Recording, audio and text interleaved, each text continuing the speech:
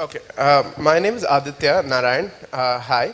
So I have a few questions which are bundled in one. One question, not No, two. it's bundled in one. So what I feel is that there is an identity crisis today at play, which many people are not noticing. There's an undercurrent of identity crisis. So we don't know what to support. That's my point here. So I found that there's a danger of appropriating people who support Modi, me being one of them, from being called bhakts or saffrons or, I mean, I am neither a bhakt, neither a saffron, neither anybody, but I support some change.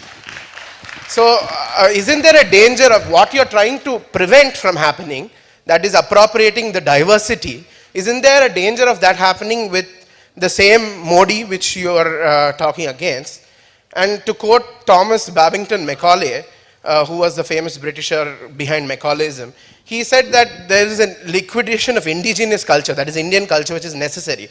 So coming to the point of revolution, isn't that an evolution of devolution which India is going through in your terms? I didn't get your question actually. What you have said. नहीं, एक minute, जो आप क्रांति मानते हैं वो अराजकता मान भी सकते हैं ना?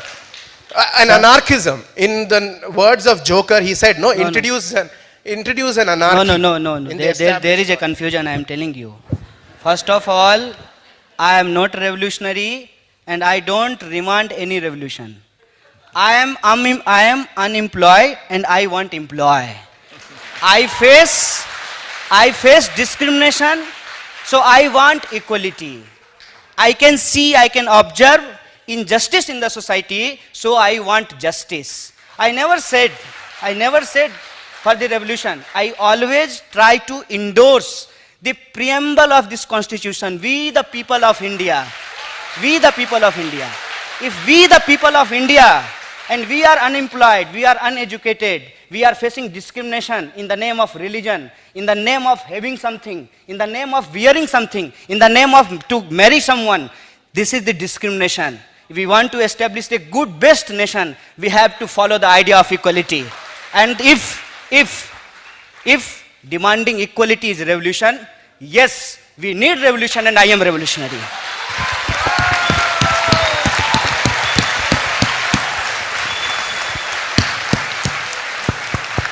हेलो कन्हैया, हेलो मैं सवाल कर रहा हूं आपसे। पहली बात यह है कि मैं किसी सियासी जमात का रुकन नहीं हूं, तो एक गैर जानिबदार शख्स होने के नाते मेरा यह आपसे सवाल है।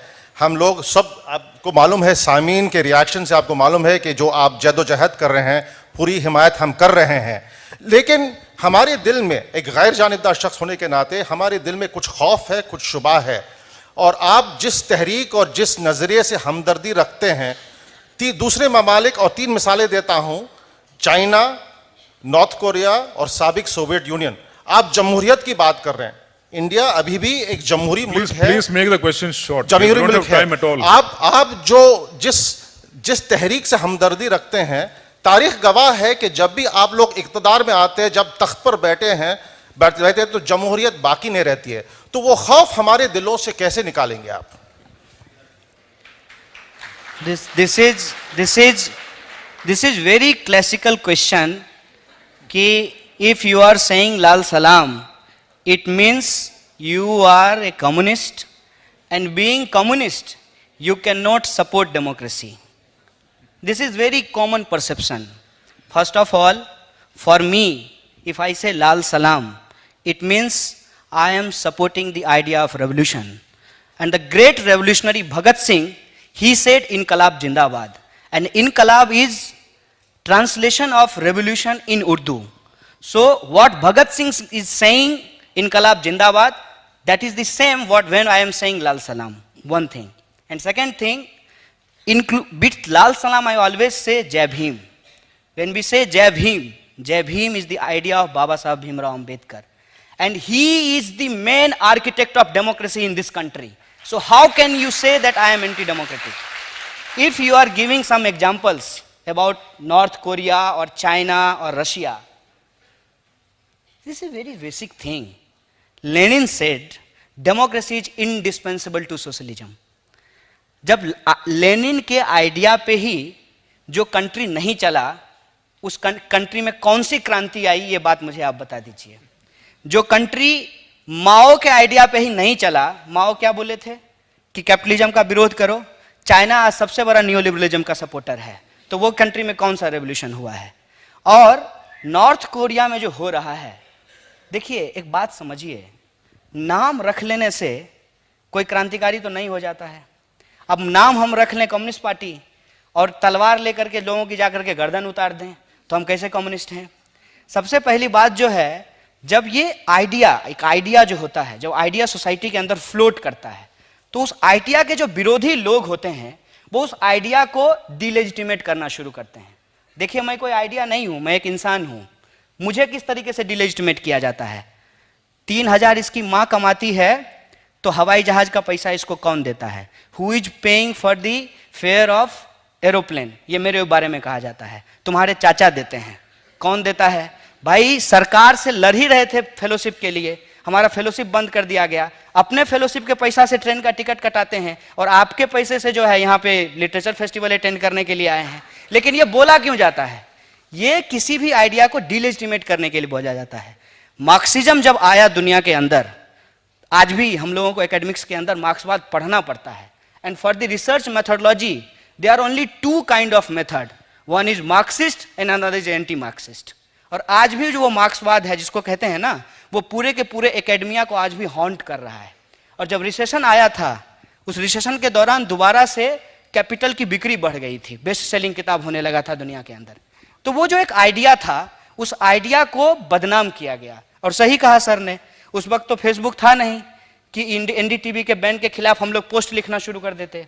उस समय तो नॉलेज जो है उसको और ज्यादा हेजोमनाइज करके रखा गया था, इंफॉर्मेशन को और ज्यादा हेजोमनाइज किया गया था।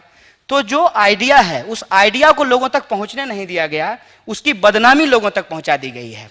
अब आप मुझे बताइए, इस देश का कितना हिंदू है जो कुरान पढ़ करके इस्लाम को समझता है? कितना आदमी है? इस देश का कितना आदमी है जो महात्मा गांधी का हिंद स्वराज पढ़ करके गांधीवाद को पढ़ समझता है? इस देश में कितना आदमी है जो चे गुवेरा का तस्वीर लगा लेता है अपनी टी शर्ट पे और अपनी टोपी पे, और वो चे गुवेरा को जानता हो कि चे गुवेरा कौन है? तो प्रॉब्लम क्या है? प्रॉब्लम यह है कि हम किसी भी आइडियोलॉजी को बिना जाने ही उसके बारे में उसके ज्ञानी बन जाते हैं। अब क्या कहा जाएगा कि 35 साल में आपने बंगाल में क्या कर लिया? भाई 35 साल में बंगाल में हमने कुछ नहीं किया, लेकिन 35 साल में हमने जो बंगाल में किया वो तुम जो है उत्तर प्रदेश में करके दिखा दो। तुम लैंड डिस्ट्रीब्यूशन कर दो उत्तर प्रदेश में, फिर हम समझ में आ जाएगा। फिर बिहार में तुम लैंड डिस्ट्रीब्यूशन कर दो। प्रॉब्लम देखिए क्या है, किसी भी आइडियोलॉजी को इतना ज्यादा डिलेजिटिमेट कर दिया जाता है कि करेक्ट इंफॉर्मेशन लोगों तक पहुंचता ही नहीं है। और कोई भी इंसान, पहली बात तो ये दावा नहीं कर सकता है कि वो कम्युनिस्ट है, क्योंकि कम्युनिस्ट, बिल्कुल मेरे भाई साहब सही कह रहे थे, कम्युनिस्ट होने का मतलब है कि आप आइडिया ऑफ एवोल्यूशन में बिलीव करते हैं। और एवोल्यूशन तो रोज होता है ना, फिर आप कैसे कह सकते हैं कि हम कम्युनिस्ट बन गए हैं? अगर आप किसी भी चीज को ट्रांसफॉर्मेटिव स्टेज में देखते हैं, डायलेक्टिकली देखते हैं, तो 5 मिनट पहले जो आप थे, 5 मिनट बाद वो नहीं है। अच्छा, तो कोई भी इस अब तरीके का अब आइडियोलॉजिकल स्टेग्नेशन तो नहीं कर सकता है। This is last submission. Ideological stagnation तो नहीं कर सकता है। इसका मतलब यह है कि किसी का भी ये दावा करना कि मैं कम्युनिस्ट हूं, सबसे गैर कम्युनिस्ट स्टेटमेंट है। और कोई भी इंसान जो ह्यूमैनिटेरियन नहीं हो, डेमोक्रेटिक नहीं हो, वो कम्युनिस्ट तो कतई नहीं हो सकता है। और ये जो कम्युनिस्ट पार्टी के नाम पे हंगामा दुनिया में हुआ है, अंतिम बात बोल करके अपनी बात खत्म करूंगा। हिटलर की पार्टी का नाम भी सोशलिस्ट पार्टी था। Sorry. It's a complete wrap-up. You have overshot by several minutes. It's your fault. You asked questions that made him speak for 10 minutes. So I'll just end by saying, first of all, a great thanks to Kanaya, but also all of us need to remember what the wonderful Marxist scholar E.P. Thompson said, that revolution is ultimately a ritual political behavior from below. And this will continue to happen from below, this ritual of political behavior that seeks change, that seeks transformation, that seeks a completely new society will continue to happen, but it needs triggers. And here is one trigger sitting here. And thank you very much, Kanai. Thank you. सवाल पूछते रहिए, जवाब मिले ना मिले, आपके समय में जवाब आए ना आए, अगले जनरेशन को जवाब बहुत मिलेगा। बहुत बहुत शुक्रिया आप लोगों का, बहुत बहुत शुक्रिया।